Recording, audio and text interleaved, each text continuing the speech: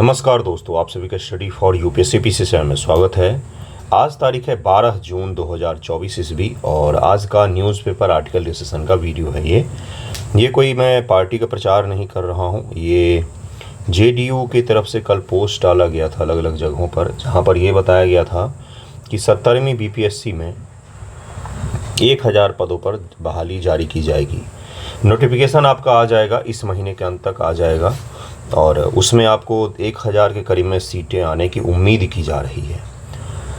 PCS में इतनी बड़ी मात्रा में सीट आना कोई छोटी बात नहीं है, तो कृपया करके जी जान लगाकर तैयारी कीजिए। अपनी तरफ से कुछ भी कमी मत छोड़िए। रिजल्ट किसी को नहीं पता होता है, पेपर किसी को भी नहीं पता होता है। आप ये कर सकते हैं कि अपनी तरफ से 100% एफर्ट दें, ताकि आप ये संतुष्ट रहें कि भाई मैंने प्रयास किया है। हम और आप प्रयास ही कर सकते हैं अपने अपने कार्यों को लेकर, फल हमारे हाथों में नहीं होता है। तो प्रयास अपना 100% कीजिए और अच्छा ही फल प्राप्त होगा अगर प्रयास अच्छे से करेंगे तो। पढ़ना कभी भी जाया नहीं जाता। अगर आप मन से पढ़ते हैं तो आपके लिए 100 द्वार खुल जाते हैं, एक बंद होता है। तो इसी हिसाब से तैयारी कीजिएगा कि 70 बीपीएससी में आर्या पार कर जाना है। आपके पास में कोई और ऑप्शन नहीं है, इस हिसाब से तैयारी कीजिएगा। 71 बीपीएससी अगर मन में चल रहा होगा कि कोई बात नहीं अगली बार देखा जाएगा, तो फिर आप नहीं सही से कर पाएंगे। डू और डाई करके कीजिएगा कि मुझे 70 में किसी भी हालत में निकाल ही ले जाना है। ओके, चलिए देखते हैं, न्यूज़पेपर से शुरू करते हैं। न्यूज़पेपर का हेडलाइन देखते हैं। कई सारे इंपॉर्टेंट टॉपिक हैं। बिहार स्पेशल का भी आज एक इम्पॉर्टेंट टॉपिक करेंगे। रामसर स्थल को समझेंगे, घोषित किया गया है बिहार में, उसको हम लोग समझेंगे। ओके, चलिए देखिए न्यूज़पेपर। आज का हेडलाइन ये है कि भारतीय जनता पार्टी ने ओडिशा में अपनी सरकार बनाई है और अच्छी सरकार बनाने की कोशिश कर रहे हैं ये लोग। जिसके सीएम कौन होंगे, तो सीएम होंगे मोहन चरण मांझी। ये कई बार वहाँ से एमएलए रहे हैं, 4 बार एमएलए रहे हैं मोहन चरण मांझी, और इनको भारतीय जनता पार्टी की तरफ से सीएम पद के लिए नाम प्रस्तावित किया गया है। ये चीफ मिनिस्टर बनेंगे।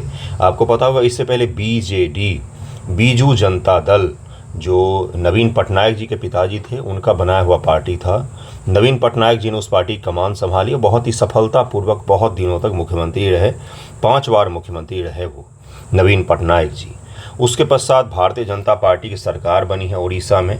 कौन मुख्यमंत्री बने हैं, तो मोहन चरण मांझी जी मुख्यमंत्री बने हैं। तो ये ध्यान रखिएगा, छोटा सा पीटी फैक्ट होगा, कई बार पूछ लेता है। उसके अलावा हमारे नए आर्मी चीफ को भी नियुक्त किया जाएगा जून में, लेफ्टिनेंट जनरल उपेंद्र द्विवेदी। इनको महारत हासिल है चीन और पाकिस्तान से जुड़े फ्रंटियर के जो क्षेत्र हैं उन इलाकों में नीतियों के निर्माण को लेकर, ऑपरेशंस को लेकर इनको थोड़ी सी विशेषज्ञता हासिल है। ये कई दिनों तक उस जगहों पर रहे भी हैं। असम राइफल्स में भी इन्होंने काम किया है, उसके सीनियर पद पर भी रहे हैं। तो ये हमारे नए कुछ दिनों के पश्चात जून में जब एंड होगा, वर्तमान के जो आर्मी चीफ हैं हमारे, उनका टर्म एंड होगा जून में, तो उसके पश्चात लेफ्टिनेंट जनरल उपेंद्र द्विवेदी जी हमारे नए आर्मी चीफ बनेंगे। ओके, तो ये कुछ छोटे मोटे पीटी फैक्ट हैं। आज का जो मुख्य न्यूज़ है वो आरबीआई से जुड़ा हुआ एक प्लान है जो आरबीआई कोशिश कर रही है लागू करने की। उसको हम लोग समझेंगे कि क्या है ये प्लान आरबीआई का। और उसके पश्चात मिशन लाइफ से जुड़ा हुआ एक टॉपिक है, उसको भी समझेंगे हम लोग। और बिहार स्पेशल का एक टॉपिक है, उसको भी समझेंगे हम लोग। ओके, तो चलिए देखिए एक एक करके। उसके अलावा एक और टॉपिक है जिसमें दुखद घटना हुई है। कहाँ पर, तो मालावी में। मालावी के वाइस प्रेसिडेंट जो हैं उनकी डेथ हो गई प्लेन क्रैश में इनकी डेथ हो गई। एक दिन से प्लेन लापता चल रहा था, एयरक्राफ्ट मिसिंग था एक दिन पहले से ही, और कल इनका डेथ जो है वो कंफर्म कर दिया गया। तो मालावी कहाँ है और इसका लोकेशन क्या है, और उसको भी देखेंगे हम लोग। अफ्रीका का देश है मालावी, इसको भी देखेंगे। चलिए शुरू करते हैं। आरबीआई का जो शानदार से एक प्लान आया है कि किस प्रकार से हम आने वाले समय में भारत के करेंसी, भारत की इकोनॉमी को आगे रिवाइव करके ले जाएंगे, उसके संबंधित प्लान है, उसको देखेंगे हम लोग। उसमें कई सारे ऐसे टॉपिक हैं उस एक आर्टिकल में जहाँ से आपके मेंस और पीटी दोनों जगहों पर सवाल पूछे जा सकते हैं। ओके, चलिए शुरू करते हैं। साथ में अगर आप 71 बीपीएससी का सोच रहे हैं, कई सारे बच्चे होंगे जो 71 बीपीएससी की तैयारी करना चाह रहे होंगे, तो अभी से रूटीन में पढ़ने के लिए, डेली आंसर राइटिंग के लिए आप हमसे जुड़ सकते हैं और जुड़िएगा। काफ़ी मदद मिलेगा आपको कई सारे लोग जो ऐसे जुड़े हैं उनकी आंसर राइटिंग में इतना शानदार इम्प्रूवमेंट हुआ है कि आप कॉपी देखकर ही अंदाज़ा लगा सकते हैं। तो इसलिए अगर जुड़ेंगे तो आपको बेनिफिट ज़रूर ही होगा। ज़रूर होगा का मतलब ज़रूर होगा, इस चीज़ की तो मैं गारंटी लेता हूँ। बाकी कोई गारंटी स्कीम अपना नहीं होता है, लेकिन अगर आप रेगुलर रहेंगे इसमें तो निस्संदेह आपको लिखने पढ़ने में काफ़ी मदद मिलेगा। ओके, तो अगर आप जुड़ेंगे तो आपको बेनिफिट होगा। मैसेज कीजिएगा, यहाँ पर टेलीग्राम और व्हाट्सएप का लिंक दिया हुआ है, वहाँ पर आप मुझे मैसेज कर सकते हैं। 70 बीपीएससी पीटी को लेकर भी टेस्ट सीरीज अपना चल रहा है। कल 4th टेस्ट कंप्लीट किया है एंशिएंट हिस्ट्री का। काफ़ी शानदार सवाल थे उसके, सवाल काफ़ी अच्छे थे, जिसमें फैक्ट बेस्ड भी था, कुछ कठिन सवाल भी थे, लेकिन मॉडरेट लेवल के सवाल भी थे। पेपर का लेवल मॉडरेट ही था, जानबूझकर कोई कठिन नहीं बनाया जाता है। आप पढ़ते नहीं हैं, ये आपकी कमी होती है। बहुत आसान आसान सवाल पूछे गए थे। अगला टेस्ट आपको 14 तारीख को होगा, जिसमें मेडिवल हिस्ट्री का है। तो अगर आप जुड़ना चाहते हैं तो इसी टेलीग्राम पर व्हाट्सएप पर मुझे मैसेज कीजिए, मैं आपको ऐड कर दूंगा। बहुत ही मामूली फ़ी है, सबसे कम फीस रखा है हमने, सबसे कम फीस। ओके, चलिए शुरू करते हैं, देखते हैं आज का आर्टिकल। देखिए, RBI @100 करके एक प्लानिंग आया है, जिसमें भविष्य के लिए तैयार। RBI की स्थापना कब की गई थी? तो 1935 में, है ना। 1935 के आसपास RBI की स्थापना में डॉक्टर अंबेडकर का भी योगदान है। ये आपको नहीं पता होगा, लेकिन आपको पता होना चाहिए। ओके, डॉक्टर अंबेडकर का भी योगदान है कि भाई भारत में इस प्रकार का बैंक होना चाहिए। RBI एक्ट 1934 के द्वारा 1935 ईस्वी में शायद इसकी स्थापना की गई थी। अक्सर मैं डेट भूल जाता हूँ, ईयर भूल जाता हूँ, तो वो देख लीजिएगा एक बार और मुझे भी करेक्ट कर दीजिएगा। फैक्ट मेरा बहुत ही ख़राब रहता है, मैंने आपको बताया भी था कि ये मेरी सबसे बड़ी कमजोरी है, फैक्ट भूल जाता हूँ मैं। देखिए इसमें क्या है, हाल ही में RBI ने भारत की तेजी से बढ़ती अर्थव्यवस्था के लिए कई आकांक्षात्मक लक्ष्यों की रूपरेखा तैयार की है, जिसका लक्ष्य है कि जब तक वह अपने शताब्दी वर्ष RBI @100 तक पहुंचे, तब तक इसे भविष्य के लिए तैयार किया जा सके। RBI जब तक अपने 100 वर्ष तक पहुंचे, अगले 10 सालों में RBI को फ्यूचरिस्टिक प्रोग्रामों से लैस कर देना है, ताकि हम क्या करना चाहते हैं आगे की नीतियां कैसी होनी चाहिए। क्योंकि सोचिए 2014 ईस्वी में, 10 साल पहले की बात करते हैं हम लोग, 2014 ईस्वी में आपका लाइफ स्टाइल कैसा था? क्या इंटरनेट इतना ज़्यादा आपके जीवन में प्रवेश कर चुका था?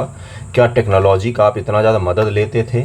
नहीं लेते थे, बिल्कुल। नेट तो था ही, फेसबुक तो था ही, और भी चीज़ें थी, लेकिन आप इस तरह से उन चीज़ों पर डिपेंडेंट नहीं थे। इंटरनेट अगर बंद हो जाता था 2 दिन के लिए, तो पैक भी सभी लोग नहीं डलवाते थे, और अगर बंद भी हो जाता था तो कोई खास दिक्कत नहीं होती थी। आज अगर आपका इंटरनेट बंद हो जाए तो क्या होगा?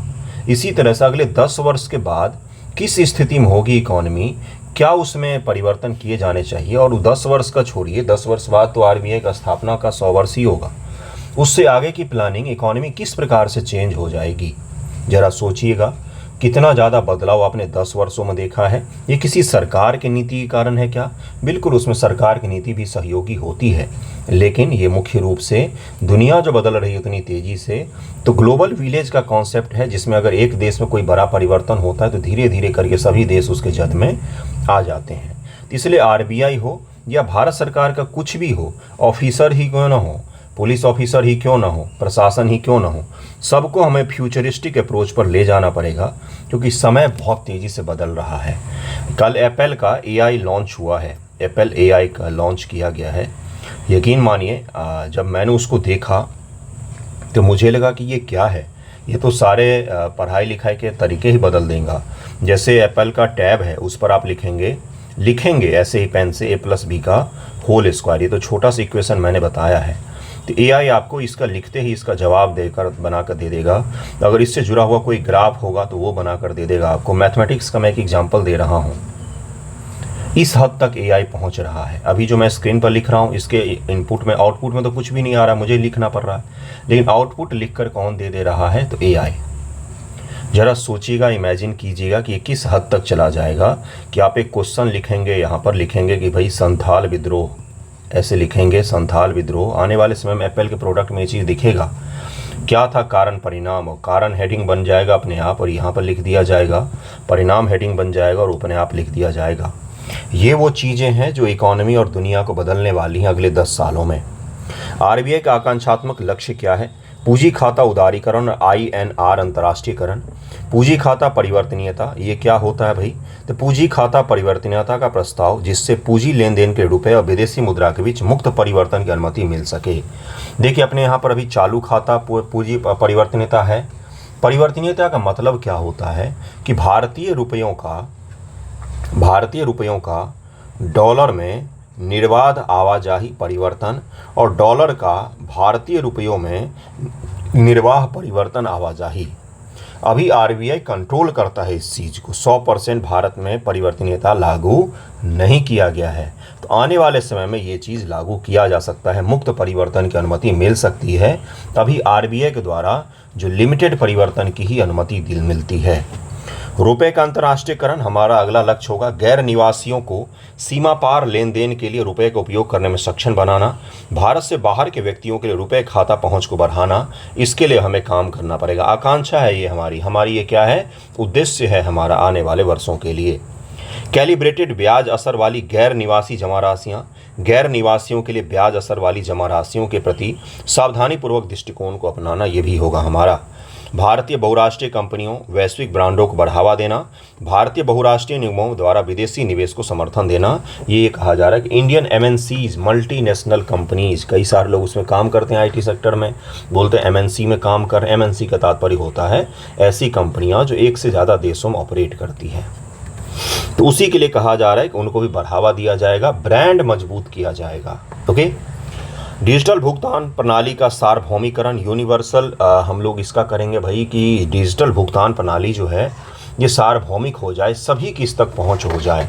डिजिटल भुगतान प्रणाली का घरेलू और वैश्विक विस्तार हम दोनों करना चाहते हैं। हमारे पास कौन कौन सा सिस्टम है? खुदरा के लिए UPI यूज़ किया जाता है और बड़े पेमेंट के लिए नेफ्ट और RTGS यूज़ किया जाता है। नेशनल इलेक्ट्रॉनिक फंड ट्रांसफ़र और रियल टाइम जो आपका होता है ग्रॉस सेटलमेंट RTGS, इसका उपयोग किया जाता है। ये बड़े ट्रांजैक्शन के लिए होते हैं, करोड़ों अरबों का जो ऑनलाइन ट्रांजैक्शन होता है उसके लिए इस प्रणाली का उपयोग किया जाता है। आप UPI से एक लिमिटेड मात्रा में ही भेज सकते हैं। ठीक है। शुरुआती बिंदु भारतीय भुगतान प्रणालियों को अन्य देशों के साथ एकीकृत करना होगा। केंद्रीय बैंक डिजिटल मुद्रा ई-रूपी का चरणबद्ध कार्यान्वयन भी शुरू कर रहा है। अभी जो आप लोग उपयोग करते हैं वो डिजिटल करेंसी नहीं, डिजिटल भुगतान प्रणाली है, लेकिन हम डिजिटल करेंसी को भी लाने की सोच रहे हैं। भारत का वित्तीय क्षेत्र का वैश्वीकरण, घरेलू बैंकिंग का विस्तार करेंगे हम। शीर्ष वैश्विक बैंक जैसे अभी भारत का SBI है, ये दुनिया के बड़े बैंकों में शामिल है, एकमात्र बड़ी बैंक है। जबकि चीन जो इकॉनमी है, चीन के कई सारे बैंक दुनिया के बहुत विशाल बैंकों में शामिल हैं। अमेरिका, यूरोप, इसके कई सारे बैंक दुनिया के बड़े बैंकों में शामिल हैं। लेकिन भारत का स्टेट बैंक ऑफ इंडिया जो है वो कई सारे बैंकों को जब हमने उसमें मर्ज कर दिया तब जाके वो इस लेवल पर आ पाया कि दुनिया के बड़ी बैंकों के मात्रात्मक रूप से कंपटीशन कर सके। क्वालिटी के मात्रा में अभी भी SBI नहीं कर पा रही है। आप उसके ब्रांचेज जाएंगे तो निस्संदेह अच्छे काम करते हैं, अच्छे काम किए गए हैं, लेकिन अभी भी वर्ल्ड लेवल को मेंटेन नहीं किया गया है। कर्मचारियों का अभाव तो सबसे बड़ी समस्या बन गई है बैंकों की। युवा बेरोजगार घूम रहे हैं, लेकिन कर्मचारियों का अभाव सभी बैंकों में आपको मिलेगा ही, है ना। और टेबल बाय टेबल तो घुमाएंगे ही 2-4 बार SBI में। तो ये एक बड़ी खामी है SBI की। कोई SBI से देख रहे हो तो उसके लिए सॉरी, लेकिन ऐसा होता है। इसका लक्ष्य आकार और परिचालन के संदर्भ में शीर्ष 100 वैश्विक बैंकों में 3 से 5 भारतीय बैंक इस श्रेणी में अंतर्गत लाना है तथा भारतीय रिजर्व बैंक को ग्लोबल साउथ के एक आदर्श केंद्रीय बैंक के रूप में स्थापित करना है। देखिए, ग्लोबल साउथ की जो अवधारणा है विकासशील देशों में, उसमें अगर आप ढंग से देखेंगे तो केंद्रीय बैंक के तौर पर सबसे मजबूत आपको RBI दिखेगा, नीति निर्माण से लेकर बाकी सभी चीज़ों को लेकर। गिफ्ट सिटी के लिए समर्थन, गिफ्ट सिटी को एक अग्रणी अंतर्राष्ट्रीय वित्तीय केंद्र बनाने में अंतर्राष्ट्रीय वित्तीय सेवा केंद्र प्राधिकरण की सहायता करना। International financial service centre authority, ये गिफ्ट सिटी कहाँ पर बनाया गया है? तो गुजरात में बनाया गया है, जो एक तरह का सिटी है जहाँ पर बाकी जो राज्य है गुजरात, उसके तुलना में नॉर्म्स को अलग रखा गया है, कानून कायदों को अलग रखा गया है, ताकि वैश्विक जो प्लेयर्स हैं वहाँ पर आके आराम से अपना काम कर सकें। उनको देश के जो कठोर कानून है, जैसे शराबबंदी जैसे कानून है, इन सब चीज़ों का सामना ना करना पड़े। इंपोर्ट एक्सपोर्ट से जुड़े हुए भी कुछ कानूनों पर वहाँ पर ढील दी जाती है। मौद्रिक नीति रूपरेखा की समीक्षा करना, संतुलन का कार्य और नीति संचार करते रहना लगातार। जलवायु परिवर्तन को लेकर भी पहल करना पड़ेगा आरबीआई को, क्योंकि जलवायु परिवर्तन एक वो फैक्टर है जिसको इग्नोर नहीं किया जा सकता है। आने वाले समय में रिजर्व बैंक हो या कोई दुनिया की सरकार हो या कोई भी नीति निर्माता हो, उनको जलवायु परिवर्तन को इग्नोर नहीं कर सकते हैं आप। लघु और मध्यम अवधि के उपाय, व्यापार व्यवस्था, द्विपक्षीय और बहुपक्षीय व्यापार चालान निपटान तथा रुपए के साथ स्थानीय मुद्राओं भुगतान के लिए आवश्यक दृष्टिकोण का मानकीकरण भी हमें करना पड़ेगा। वित्तीय बाजार को सुदृढ़ करना, वैश्विक रुपया बाजार को बढ़ावा देना, विदेशी पोर्टफोलियो निवेश व्यवस्था को पुनः संतुलित करना, जो विदेशी छोटे निवेशक होते हैं उनकी व्यवस्था को भी पुनः संतुलित करना इसमें रखा गया है। रुपया मसाला बॉन्ड पर करों की समीक्षा करना। मसाला बॉन्ड क्या होता है? विदेश में कोई भारतीय कंपनी बॉन्ड जारी करके जब पैसा इकट्ठा करती है उसको मसाला बॉन्ड कहा जाता है। वैश्विक बॉन्ड सूचकांक भारतीय सरकारी बॉन्ड को शामिल करना।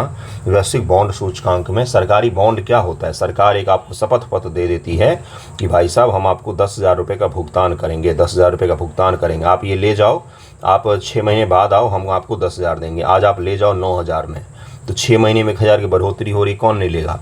ऊपर से सरकार बेच रही, तो सरकार जब सरकारी बॉन्ड जो होता है उसकी कीमत इसलिए ज़्यादा होती है ना, क्योंकि सरकार के साथ में प्रामाणिकता जुड़ी होती है कि सरकार फ्रॉड नहीं करेगी। सरकार के साथ में क्या जुड़ा होता है? ऑथोरिटी जुड़ा होता है कि भारत सरकार से हमने खरीदा है, वो ट्रस्ट एक होता है जिसके कारण सरकारी बॉन्डों की संख्या दाम जो है हमेशा ज़्यादा रहते हैं। ओके, अब सरकार क्यों बॉन्ड जारी करती है? सरकार को पैसे चाहिए होते हैं, है ना। सरकार को बहुत सारी चीज़ें, वेतन देने के लिए, रेल चलाने के लिए, योजनाओं को लागू करने के लिए, अलग अलग चीज़ों के लिए भारत सरकार को भारी मात्रा में पैसे चाहिए होते हैं। तो अभी मान लो पैसा नहीं है आपके हाथ पर, तो आप क्या करोगे? बॉन्ड जारी कर दो। अब बॉन्ड में जैसे जारी किया तो लोग आगे पैसे लेकर, फिर थोड़े दिनों बाद आपके पास पैसा आ गया तो सबके पैसे लौटा दो। रुपए के अंतर्राष्ट्रीयकरण की दिशा में क्या प्रयास किया जा रहा है? तो गिफ्ट सिटी विकास एशियाई क्लियरिंग यूनियन एक क्षेत्रीय भुगतान व्यवस्था है जो अपने सदस्य देशों के बीच बहुपक्षीय आधार पर व्यापार लेन देन निपटान की सुविधा प्रदान करती है। एसीयू में वर्तमान में 13 सदस्य हैं, भारत भी एसीयू का सदस्य है। ये रुपए के अंतर्राष्ट्रीयकरण की दिशा में एक प्रयास किया जा रहा है। एक तो गिफ्ट सिटी है, एक है एसीयू। ओके, मार्च 2023 में आरबीआई ने 18 देशों के साथ रुपया व्यापार निपटान की व्यवस्था को लागू किया। मतलब कि रुपए में हम व्यापार करने की कोशिश कर रहे हैं देशों के साथ में। इन देशों के बैंकों को भारतीय रुपए में भुगतान निपटान हेतु विशेष वास्ट्रो रुपए खाते, स्पेशल वास्ट्रो रुपए अकाउंट खोलने की अनुमति दी गई। वास्ट्रो रुपी अकाउंट हाल ही चर्चा में रहा। ये किससे संबंधित है? तो उन देशों के साथ जिनको हम व्यापार के लिए भुगतान भारतीय रुपए में करेंगे उसके लिए इस तरह के अकाउंट खोला जाता है। वास्ट्रो रुपए अकाउंट, स्पेशल वास्ट्रो रुपए अकाउंट, याद रखिएगा, ये पीटी टर्मिनोलॉजी पूछा जाता है। जुलाई 2022 में आरबीआई ने भारतीय रुपए में अंतर्राष्ट्रीय व्यापार निपटान पर एक परिपत्र भी जारी किया है। आरबीआई ने रुपए में बाह्य वाणिज्यिक उधार, विशेष रूप से मसाला बॉन्ड को सक्षम किया है कि आप रुपए के फॉर्मेट में भी आप बाह्य वाणिज्यिक उधार, मसाला बॉन्ड जिसको अभी मैंने कहा, मसाला बॉन्ड, कोई भारत की कंपनी गई ब्रिटेन में, वहाँ पर बॉन्ड जारी करके उसने कुछ पैसे वगैरह इकट्ठा किए तो उसको मसाला बॉन्ड कह दिया जाता है। ओके, क्योंकि भारत स्पाइसेस के लिए हमेशा से फेमस रहा, मसालों के लिए आपको पता ही होगा, इसलिए इस तरह का नाम दे दिया गया है एक अलग पहचान के लिए। ओके, नरसिम्हन समिति एक है, शानदार सी समिति रही है। इस समिति के बिना कभी भी एग्जाम में नहीं जाना चाहिए पढ़ के, इसको पढ़ के ही जाइएगा। पीटी मेंस जो भी देने जाए, कई बार ये पूछ लेता है। आरबीआई के हिसाब से सबसे महत्वपूर्ण समितियों में से एक है। डॉक्टर मनमोहन सिंह ने भारत के बैंकिंग क्षेत्र का विश्लेषण और सुधारों की सिफारिश करने हेतु 1991 में नरसिम्हन समिति की स्थापना की थी। किसने की थी? जो खुद बहुत बड़े इकोनॉमिस्ट थे। कौन? तो डॉक्टर मनमोहन सिंह जी ने। इसके पश्चात 1998 में नरसिम्हन समिति गठित की गई, जिन्हें नरसिम्हन समिति 2 के नाम से जाना जाता है। नरसिम्हन समिति की सिफारिशें क्या थी? भारतीय बैंकिंग प्रणाली के लिए 4 स्तरीय पदानुक्रम, जिसमें शीर्ष पर 3 या 4 प्रमुख सार्वजनिक क्षेत्र के बैंक और अंतिम में कृषि गतिविधियों के लिए ग्रामीण विकास बैंक होंगे, ये नरसिम्हन समिति ने कहा था। बैंक और वित्तीय संस्थानों की निगरानी के लिए आरबीआई के अधीन एक अर्ध स्वायत्त निकाय होगा। बैंक और वित्तीय संस्थान का मतलब होता है फाइनेंशियल इंस्टीट्यूट, जैसे एलआईसी भी एक इंस्टीट्यूट है, लेकिन वो बैंकिंग का काम तो नहीं करती है। उसको क्या कहा जाता है? नॉन बैंकिंग फाइनेंशियल कंपनीज कहा जाता है, एनबीएफसीज कहा जाता है उनको। उस पर भी तो नियंत्रण होता है। वैधानिक तरलता अनुपात में कमी, वैधानिक तरलता अनुपात का मतलब एसएलआर में कमी। नरसिम्हन समिति ने बोला था कि ये जो आप एसएलआर, सीआरआर ढेर बढ़ा के रखे हुए, बैंकों के पास पैसा बचता ही नहीं कि व्यापार वगैरह करें। तो SLR, CRR इन सब में कटौती कीजिए। इससे क्या होगा, देश में थोड़ा सा लिबरल माहौल बनेगा, बैंक अपने स्वेच्छा से व्यापार कर सकेंगे। SLR, CRR इन सब में कटौती के लिए उसने बोला था। पूंजी पर्याप्तता अनुपात, कैश रिजर्व रेशियो तक में आपको पहुंचना चाहिए 8% तक।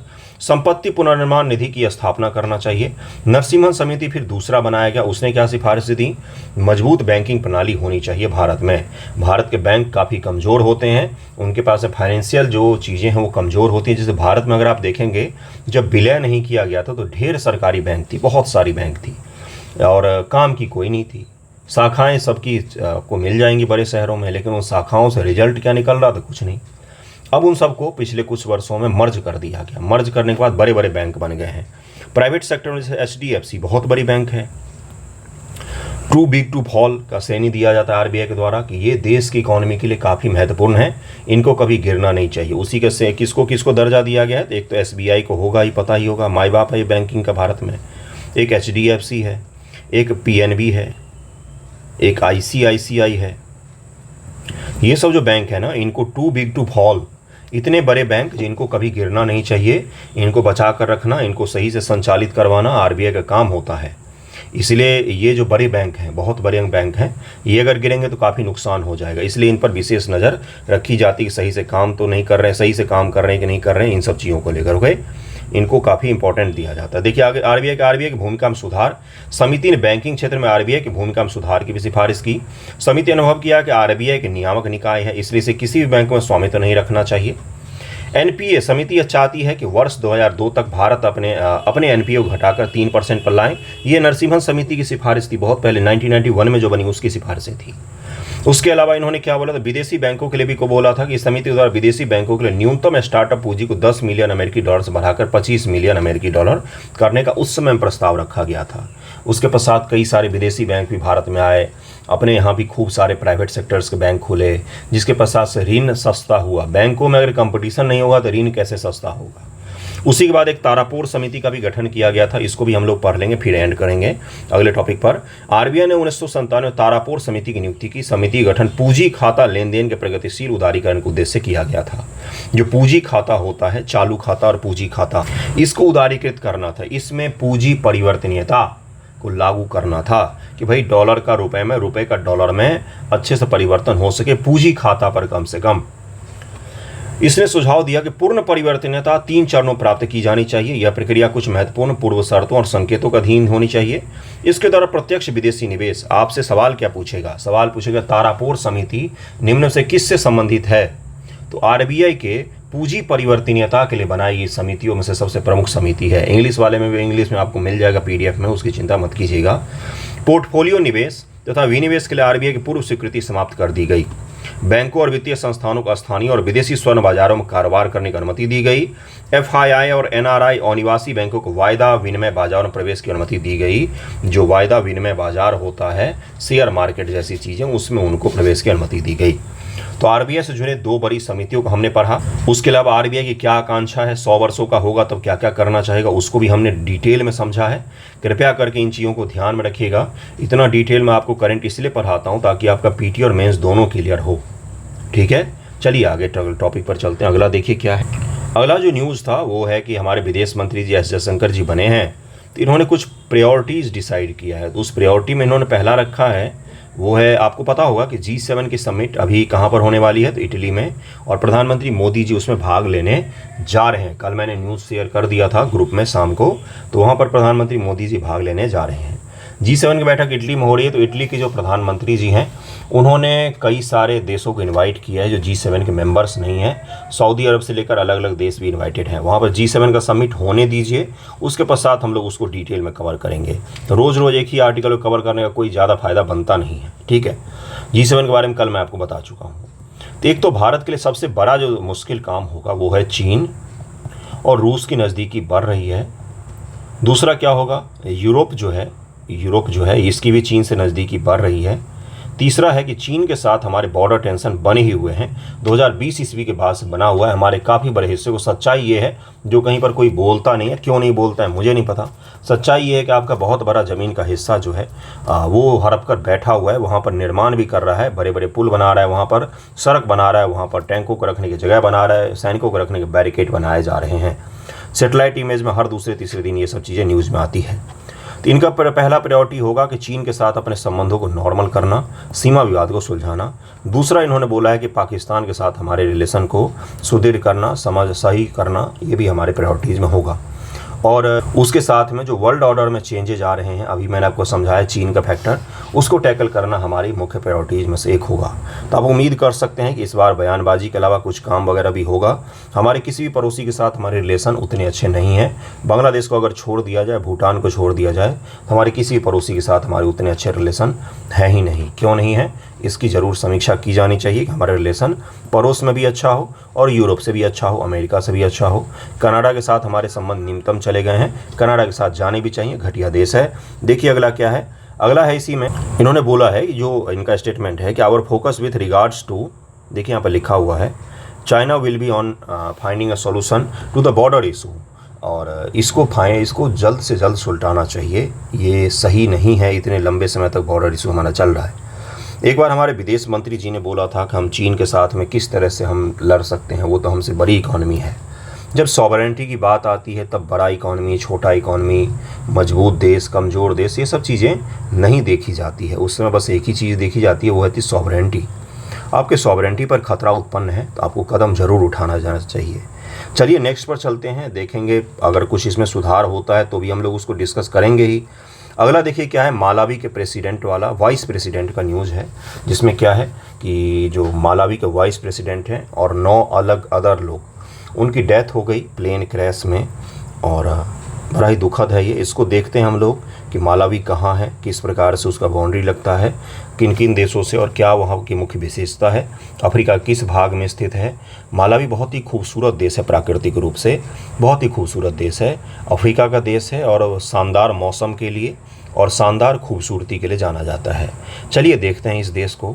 इनका नाम भी ध्यान में रखिएगा, कई बार नाम पूछ लिया जाता है।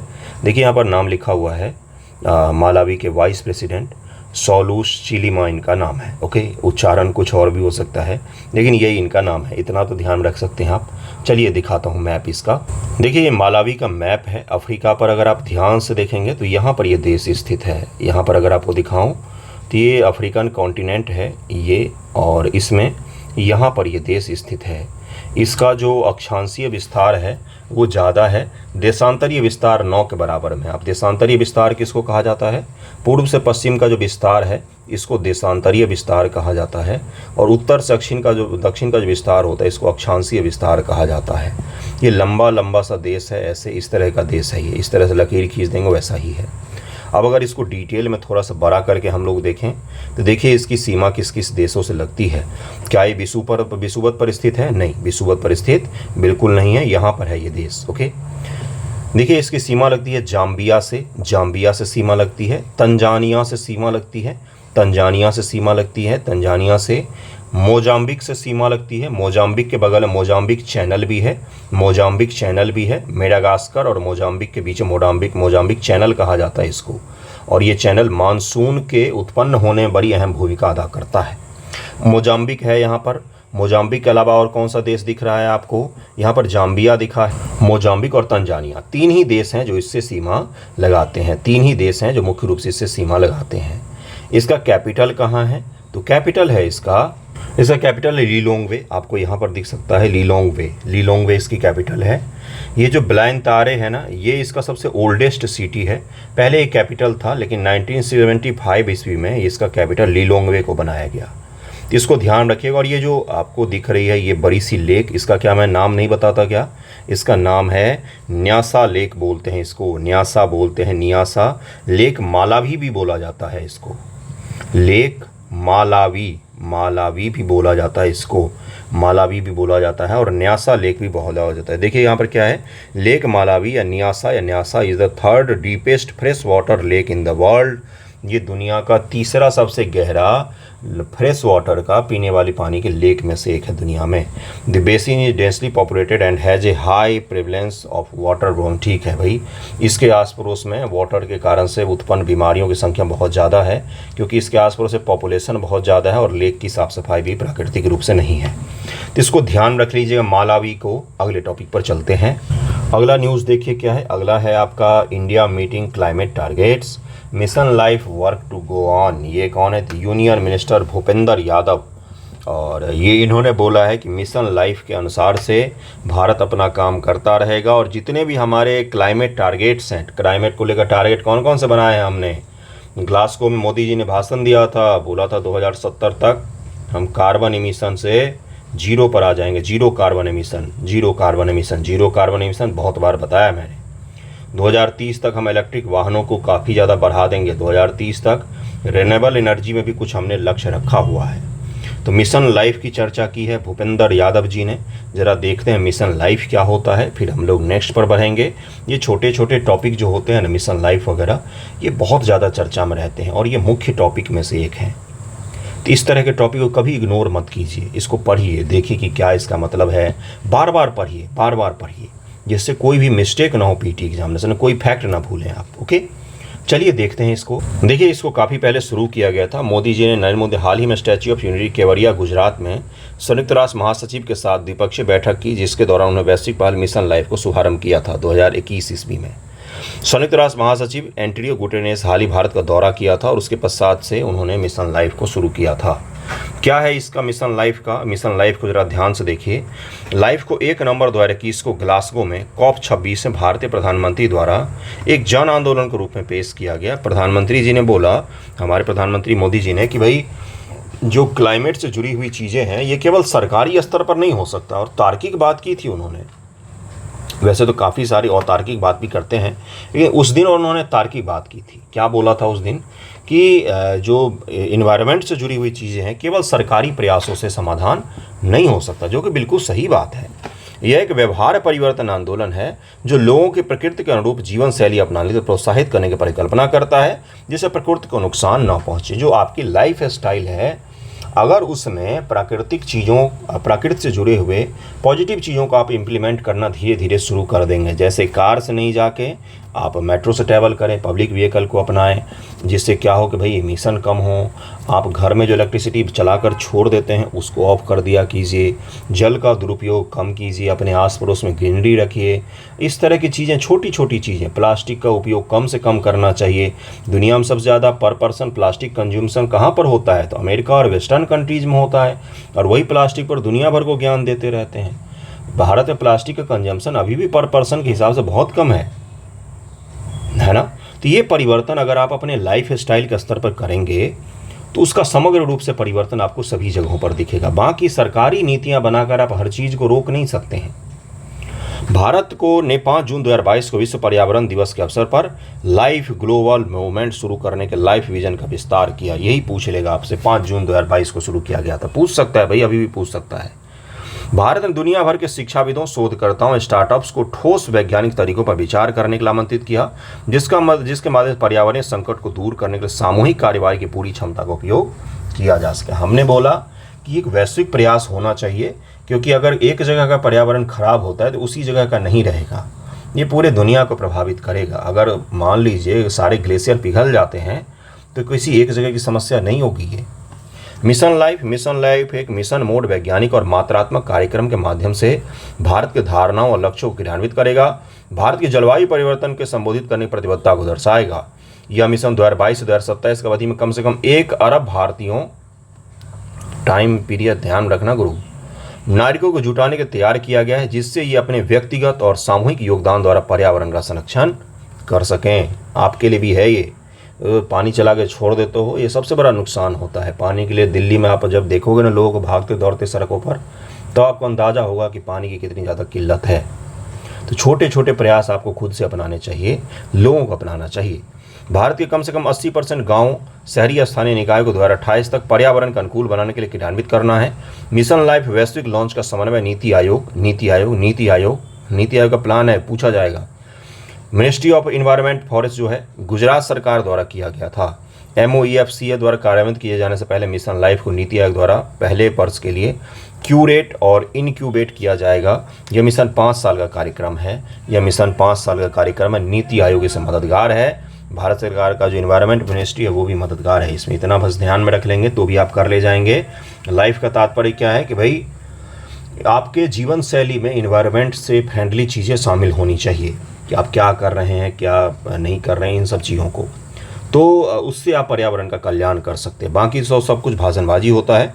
भारत सरकार द्वारा अन्य व्यवहार्य परिवर्तन कार्यक्रम स्वच्छ सागर सुरक्षित सागर अभियान, ऐसा अभियान जिसमें 75 दिनों में 75 समुद्र तटों से लगभग 15,000 टन कचरे को हटाने का लक्ष्य रखा गया था।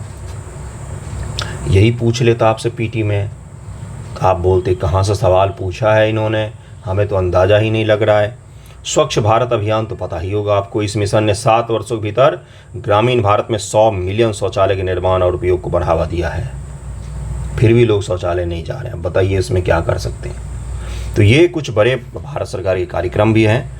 उज्ज्वला योजना पता ही होगा आपको। उज्ज्वला योजना क्या है? 2015 में शुरू किया गया था LPG को लेकर, लेकिन उसके दाम इतने ज़्यादा हो गए कि बेचारे भरवा नहीं पा रहे हैं।